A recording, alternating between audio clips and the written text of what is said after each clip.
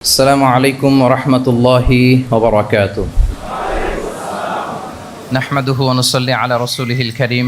أما بعد فأعوذ بالله من الشيطان الرجيم. بسم الله الرحمن الرحيم. لقد كان لكم في رسول الله أسوة حسنة لمن كان يرجو الله واليوم الآخر وذكر الله كثيرا. صدق الله العظيم. رب اشرح لي صدري ويسر لي أمري واحلل عقدة من لساني يفقه قولي. মিনার চট্টগ্রাম বিশ্ববিদ্যালয়ের আয়োজনে আজকের এই সিরাত প্রোগ্রামে আপনারা যারা উপস্থিত হয়েছেন তাদের সবাইকে জানাচ্ছি আন্তরিক শুভেচ্ছা এবং মোবারকবাদ। আহলান ওয়া সাহলান ওয়া মারহাবান বিকুম ফি হাযাল লিকা আত-তাইয়িব আল মুবারাক। আমরা শুরুতে আল্লাহ রাব্বুল ইজ্জা ওয়াল জালালের দরবারে শুকরিয়া জ্ঞাপন করছি, যিনি আমাদেরকে আজকের এই চমৎকার সন্ধ্যায় চট্টগ্রাম বিশ্ববিদ্যালয়ের সমাজ বিজ্ঞান অনুষদের এই চমৎকার অডিটোরিয়ামে আল্লাহ রাসূল সাল্লাল্লাহু আলাইহি ওয়া আলিহি ওয়াসাল্লামের পবিত্র সিরাত থেকে কিছু আলোচনা শুনবার জন্য আমাদেরকে একত্রিত হওয়ার সুযোগ করে দিয়েছেন। আমরা সবাই কালিমাত শুকর পড়ে নিচ্ছি আলহামদুলিল্লাহ। যে টপিকটির উপর আজকের সিরাত প্রোগ্রামে কিছু কথা আমি উপস্থাপন করবার চেষ্টা করব সেটা হচ্ছে প্রফেটিক লিডারশিপ, অর্থাৎ নবুবী নেতৃত্ব। আল্লাহ রাসূল সাল্লাল্লাহু আলাইহি ওয়াসাল্লামের নেতৃত্বের ধরন কেমন ছিল, কৌশলগুলো কেমন ছিল, স্ট্র্যাটেজি কেমন ছিল, রূপরেখা কেমন ছিল, এবং সেখান থেকে লেসন নিয়ে বর্তমান নেতৃত্বকে আমরা কিভাবে আরও ডেভেলপ করতে পারি, ইমপ্রুভ করতে পারি, এ নিয়ে সামান্য কিছু কথা আজকের এই প্রোগ্রামে আমি উপস্থাপন করার চেষ্টা করব ইনশাআল্লাহ বিইذنিল্লাহ। তো মূল আলোচনাতে যাওয়ার আগে আমাদের শুরুতে নেতৃত্ব জিনিসটা কি, what is leadership, what is the essence of leadership, এই বিষয়টা ক্লিয়ার হইতে হবে। এটা ক্লিয়ার হলে আমরা পুরো আলোচনাটা খুব ভালো করে উপভোগ করতে পারবো ইনশাআল্লাহ। আমি অডিয়েন্সের মধ্য থেকে শুনতে চাই যে নেতৃত্ব বলতে আমরা আসলে কি বুঝি, হোয়াট ইজ লিডারশিপ। লিডারশিপ মানে অন্যকে প্রভাবিত করবার ক্ষমতা, এটাই হচ্ছে মূলত লিডারশিপ। নেতৃত্ব মানে আপনার যদি অন্যকে ইনফ্লুয়েন্স করার ক্ষমতা থাকে, আপনার যদি মানুষকে ম্যানেজ করার ক্ষমতা থাকে, প্রভাবিত করবার ক্ষমতা থাকে, এটাই বেসিকলি লিডারশিপ। যদি আমরা অন্যকে প্রভাবিত করতে পারি তাহলে বাই ডিফল্ট আমি নেতা হয়ে উঠি। এটা হচ্ছে লিডারশিপের মূল সংজ্ঞা বা প্রকৃত কথা। লেটসে ক্লাস শেষে একজন তার বন্ধুদেরকে বলল চল খেলতে যাই, তো কেউ কেউ রাজি, আবার অনেকে রাজি না। সে কনভিন্স করা শুরু করলো, ফাইনালি সে সবাইকে কনভিন্স করে খেলতে নিয়ে গেলো, এই যে লিডার হয়ে গেছে। ক্লিয়ার হয়েছে না ব্যাপারটা? তাহলে বেসিকলি অন্যকে প্রভাবিত করবার যে ক্ষমতা, এটাই হচ্ছে কি লিডারশিপ। যদি আমরা অন্যকে প্রভাবিত করতে পারি, ইনফ্লুয়েন্স করতে পারি। আমাদের সমাজে কিংবা রাষ্ট্রে আমরা যে সমস্যাগুলো দেখি এগুলো বেসিকলি পোর লিডারশিপের কারণে। Poor leadership, because of poor leadership. যদি যথাযোগ্য নেতৃত্ব আমরা তৈরি করতে পারতাম, যোগ্য নেতৃত্ব যদি আমরা হাজির করতে পারতাম, তাহলে এই সমস্যাগুলো থাকতো না। আমরা আল্লাহ রাসূল সাল্লাল্লাহু আলাইহি ওয়া আলিহি ওয়াসাল্লামের নেতৃত্বের গুণাবলীগুলো, যদি ওনার যে লিডারশিপ ট্রেডস, লিডারশিপ ফিচার্সগুলো আছে, এগুলো যদি আমরা খেয়াল করি তাহলে দেখব যে এগুলো দিয়ে তিনি পুরো একটা জাতি, একটা ভূখণ্ডের জীবনধারা পাল্টে দিয়েছিলেন। তাহলে নেতৃত্বের দিক থেকে অ্যাজ এ লিডার তিনি কতটা সফল, এটা খুব ক্লিয়ার আমাদের কাছে। আমরা এখন দেখার চেষ্টা করব যে রাসূল সাল্লাল্লাহু আলাইহি ওয়াসাল্লামের লিডারশিপটা আসলে কোন ধরনের লিডারশিপ ছিল, কোন ধরনের নেতৃত্ব ছিল, এবং সেখান থেকে বর্তমান সময়ে আমরা কি করে যুগোপযোগী নেতৃত্ব তৈরি করতে পারি। প্রথম যেটা বলতে হবে সেটা হচ্ছে আল্লাহ রাসূল সাল্লাল্লাহু আলাইহি ওয়া আলিহি ওয়াসাল্লামের নেতৃত্বটা ছিল সার্ভেন্ট লিডারশিপ। সার্ভেন্ট লিডারশিপ মানে হচ্ছে কাজের মধ্য দিয়ে নেতা হওয়া। বেসিক্যালি আপনি যখন মানুষের কাজে লাগবেন বা কাজে আসবেন তখনই আপনি নেতা। যদি আপনাকে সমাজে কোনো কাজে না লাগে, সমাজে যদি আপনি রেলেভেন্ট হতে না পারেন, কাউকে সাপোর্ট করতে না পারেন, গাইড করতে না পারেন, তাহলে তো নেতা হয়ে ওঠা আপনার পক্ষে সম্ভব হবে না। তাহলে যদি কাজে লাগা যায় মানুষের, আপনি যদি কাজে লাগেন, আপনি যদি মানুষের উপকারে আসেন, তাহলে by default you are a leader. If you are society oriented, if you are people oriented, if you are service oriented, by default you are a leader. আমরা যদি আল্লাহ রাসূল সাল্লাল্লাহু আলাইহি ওয়া আলিহি ওয়াসাল্লামের জীবনের দিকে একটু খেয়াল করি তাহলে দেখবো যে নবী হওয়ার আগেও কিন্তু আল্লাহ রাসূল সাল্লাল্লাহু আলাইহি ওয়াসাল্লামের এই ক্যারেক্টারিস্টিক্সগুলো ছিল, এই ফিচারগুলো ছিল। উনি মানুষের অনেক কাজে এসেছেন, তিনি মানুষকে সাপোর্ট করতেন, বিপদে তাদের পাশে দাঁড়াতেন, তাই না? তিনি তো অফিসিয়ালি 40 বছর বয়সে নবী হলেন, যদিও আল্লাহর এলেমে তিনি অনেক আগে থেকেই নবী। কিন্তু দুনিয়াতে আল্লাহ রাসূল সাল্লাল্লাহু আলাইহি ওয়াসাল্লাম যখন 40 বছর বয়সে উপনীত হলেন তখনই তো হেরা গুহায় নাজিল হলো ইকরা বিসমি রাব্বিকাল্লাযী খালাক, read in the name of your lord who has created. এই যে 5টা আয়াত নাজিল হলো, উনি নিয়ে আসলেন, কাঁপতে লাগলেন। খাদিজা রাদিয়াল্লাহু তাআলা আনহার কাছে বললেন যে মনে হয় আমি মারা যাব, আমাকে কম্বল চাপা দাও, আমার ভয় লাগছে, আমি কাঁপছি। তখন খাদিজা রাদিয়াল্লাহু তাআলা আনহা ওনাকে আশ্বস্ত করলেন, ওয়াল্লাহি লা ইউখজিকাল্লাহু আবাদা, আপনি ভয় পাবেন না, আল্লাহ আপনাকে অপদস্থ করবেন না। ইন্নাকা লা তাসিলুর রাহিমা ওয়া তাসদুকুল হাদিসা, নিশ্চয়ই আপনি আত্মীয়তার সম্পর্ককে বজায় রাখেন, আপনি সবসময় সত্য কথা বলেন। ওয়া তাহমিলুল কাল্লা, আপনি মানুষের বোঝা বয়ে দেন। ওয়া তাকসিবুল মা'দুমা, যার উপার্জন করার কোনো সক্ষমতা নেই তার জন্য আপনি উপার্জন করেন, তাকে আপনি ফিনান্সিয়াল সাপোর্ট করেন। ওয়া তাকরিউদ দাইফা, আপনি মেহমানকে খাওয়ান। ওয়া তুঈনু আলা নাওয়াইবিল হক, সত্য যেখানে বিপন্ন সেখানে আপনি সত্যের বীর সেনানী হয়ে দাঁড়িয়ে যান। তো এই ফিচার যাদের মধ্যে থাকে এমন ব্যক্তিত্বকে আল্লাহ তাআলা কখনোই অপমান করতে পারেন না। আপনি চিন্তিত হবেন না, ডোন্ট ওয়ারি অ্যাবাউট ইট, কোনো ভয় নাই, কোনো চিন্তা নাই, আপনি আশ্বস্ত হন। তাহলে দেখেন এই যে 6টা গুণের কথা খাদিজা রাদিয়াল্লাহু তাআলা আনহা বললেন, এগুলো কিন্তু রাসূল সাল্লাল্লাহু আলাইহি ওয়াসাল্লাম নবী হওয়ার আগের গুণ, অর্থাৎ 40 বছর বয়সে তিনি উপনীত হওয়ার আগেই ওনার এই অভ্যেস ছিল যে উনি অন্যের বোঝা বইয়ে দিতে হেল্প করতেন, মানুষকে সাপোর্ট করতেন। যার উপার্জন করার সুযোগ নাই, ক্ষমতা নাই, তাকে তিনি উপার্জন করে দিতেন, মানে তাকে ফিনান্সিয়ালি সাপোর্ট করতেন, মেহমান খাওয়াতেন। তার মানে নবী হওয়ার আগেই উনি জনকল্যাণমূলক কাজে নিজেকে সম্পৃক্ত রেখেছেন। মানুষকে তিনি সাপোর্ট করতেন, মানুষকে হেল্প করতেন, উনি মানুষের কাজে লাগতেন। আর যে মানুষের কাজে লাগে, মানুষের উপকারে আসে, জনকল্যাণমূলক কাজে নিজেকে সম্পৃক্ত রাখে, বাই ডিফল্ট সে নেতা, বাই ডিফল্ট সে কি নেতা হয়ে যায়। তাহলে to serve before to lead, নেতৃত্ব এটা আসলে পজিশনের সাথে সম্পৃক্ত না, ইটস অল অ্যাবাউট ইনফ্লুয়েন্স। আপনার বাবা নেতা ছিল, আপনি ছেলে তো আপনি নেতা, এটাকে নেতৃত্ব বলে না। আপনি যদি মানুষকে প্রভাবিত করবার ক্ষমতা হাসিল করেন, মানুষের কাজে আসেন, আপনাকে যদি সমাজে কাজে লাগে, আপনি মানুষকে সাপোর্ট করেন, তখন আপনি নেতা হয়ে ওঠেন। তাহলে রাসূল সাল্লাল্লাহু আলাইহি ওয়াসাল্লামের লিডারশিপটা যদি বুঝতে হয়, প্রথম কথা হচ্ছে ওনার লিডারশিপের প্যাটার্নটা ছিল সার্ভেন্ট লিডারশিপ, মানে সার্ভিস দেওয়ার মধ্য দিয়ে উনি নেতা বনে গেছেন। নবী হওয়ার আগেই ওনার মধ্যে এই ট্রেড ছিল, উনি মানুষকে সার্ভিস দিতেন। আরবিতেও একটা কথা আছে, সাইয়্যিদুল কওমি খাদিমুহুম, মানে যিনি সমাজের নেতা তিনি হবে সমাজের সবচেয়ে বড় খাদেম। যিনি নেতা হবেন তিনি সমাজের সবচেয়ে বড় কি হবেন? খাদেম হবেন। আমি টোটাল 12টা পয়েন্ট আলোচনা করবার চেষ্টা করবো ইনশাআল্লাহ। প্রথম পয়েন্টটা হচ্ছে সার্ভেন্ট লিডারশিপ, মানে to serve before to lead. নেতা হওয়ার আগে খাদেম হইতে হবে। কি হইতে হবে? খাদেম হইতে পারলে আপনি বাই ডিফল্ট নেতা।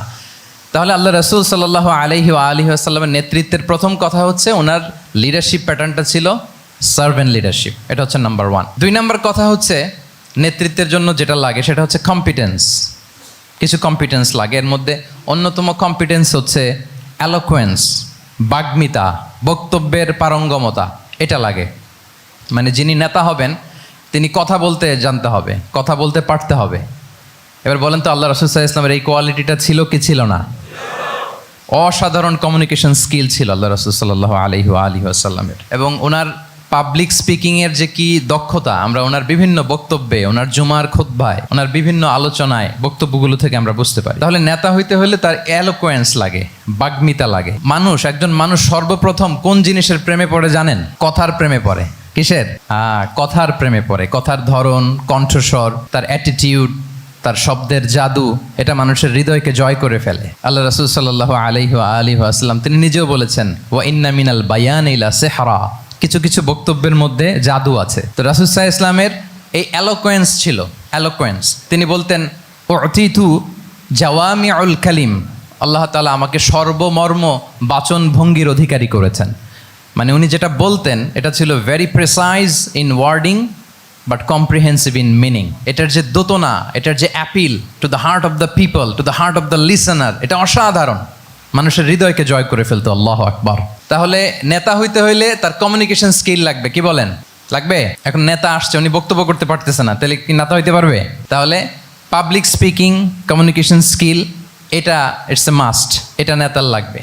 যেমনটি রাসূলুল্লাহ সাল্লাল্লাহু আলাইহি ওয়া আলিহি ওয়াসাল্লামের ছিল। উনি সর্বমর্ম বাচন ভঙ্গির অধিকারী ছিলেন। বলতেন কম, কিন্তু এটার অ্যাপিল ছিল অনেক বেশি, এটার ব্যাখ্যা হয়ে যেত অনেক। রাসূল সাল্লাল্লাহু আলাইহি ওয়াসাল্লামের সবচাইতে বড় ভাষণটি ছিল বিদায় হজের ভাষণ, খুব সম্ভবত। ওই ভাষণের টেক্সটগুলোকে যদি একসাথে করা হয়, আমার মনে হয় 10 মিনিটের বেশি লাগবে না ওই টেক্সটগুলো পড়তে। তার মানে সবচাইতে বড় যে ভাষণ ওনার, ওটা কত ছিল? 10 থেকে 12 মিনিটের ভাষণ ছিল। আমরা তো ঘন্টার পর ঘন্টা বক্তব্য করি, তারপরেও তো আমরা মানুষের মনকে খুশি করতে পারি না। উনি সেই যে 1400 বছর আগে 10 মিনিটের একটা ছোট্ট ভাষণ দিলেন, গোটা বিশ্ব আজও হাবুডুবু খায় ওই ভাষণের ভেতর, ঠিক কিনা বলেন? তাহলে উতিতু জাওয়ামিউল কালিম, আমি সর্বমর্ম বাচনভঙ্গির অধিকারী। সুবহানাল্লাহ, ভেরি প্রেসাইজ এন্ড ক্লিয়ার। কতটা প্রেসাইজ এন্ড ক্লিয়ার ছিল রাসূল সাল্লাল্লাহু আলাইহি ওয়াসাল্লামের বক্তব্য?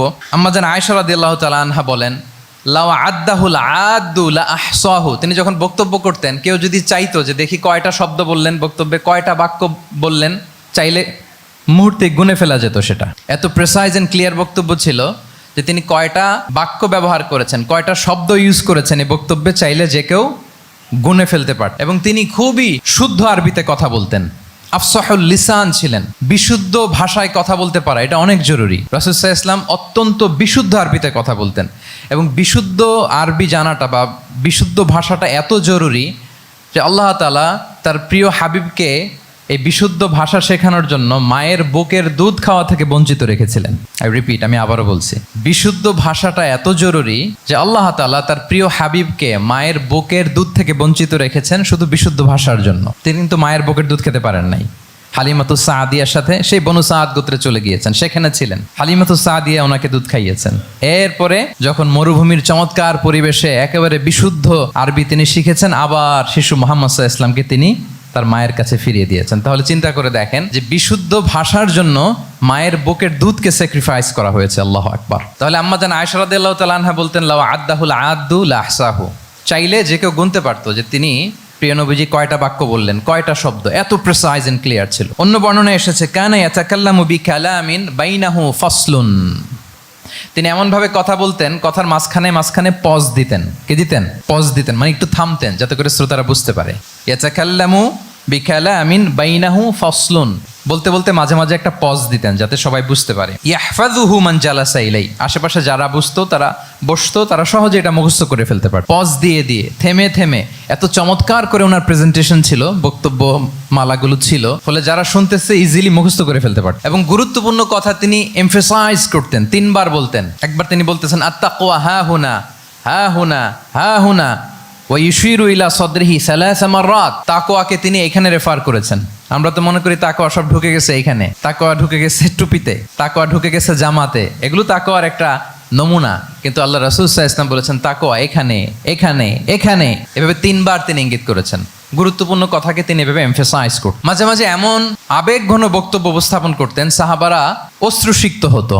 ওয়াজিলাত মিনহাল কুলুব যারাফাত মিনহাল উয়ুন, সাহাবারা বলতেন যে আমরা অশ্রুসিক্ত হতাম, আমাদের হৃদয় বিগলিত হতো। এত চমৎকার মর্মস্পর্শী বক্তব্য তিনি করতেন। এটা প্রেক্ষাপটের আলোকে। আবার যুদ্ধের ময়দানে যখন কমান্ড করতেন, তখন আলা সাউতু ওয়াশতাদ্দা গদাবু, তিনি রেগে যেতেন, উঁচু কণ্ঠে তিনি কথা বলতেন, মনে হচ্ছে একজন সেনাবাহিনীর কমান্ডার তার ব্যাটালিয়নকে কমান্ড করছেন। আল্লাহু আকবার।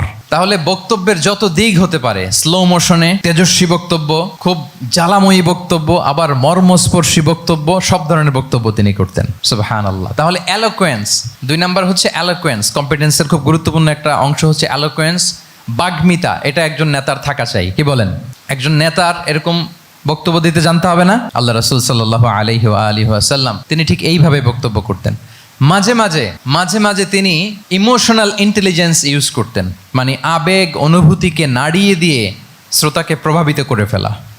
স্পিরিচুয়াল ইন্টেলিজেন্স বা ইমোশনাল ইন্টেলিজেন্স তিনি বক্তব্যের মধ্যে ব্যবহার করতেন। এমনভাবে তিনি নাসিহাত করতেন, এমনভাবে কথা বলতেন, মানুষের আবেগ অনুভূতিকে তিনি নাড়িয়ে দিতেন। আল্লাহু আকবার। ছোট্ট একটা উদাহরণ এখানে আমি হাজির করি। আপনারা হুনাইনের যুদ্ধের কথা নিশ্চয়ই শুনেছেন। কত হিজরিতে হয়েছিল?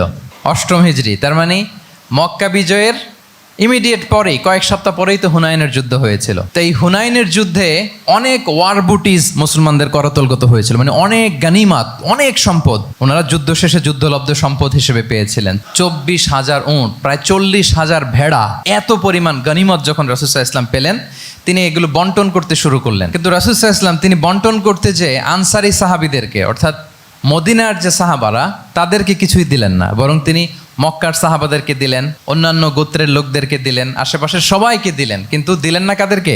আনসারি সাহাবীদেরকে। তো ফলে এত বিশাল ওয়ার বুটিজ, এর মধ্যে থেকে কিছুই আনসারিরা পেল না। ওনাদের মধ্যে ক্ষোভের জন্ম নিল।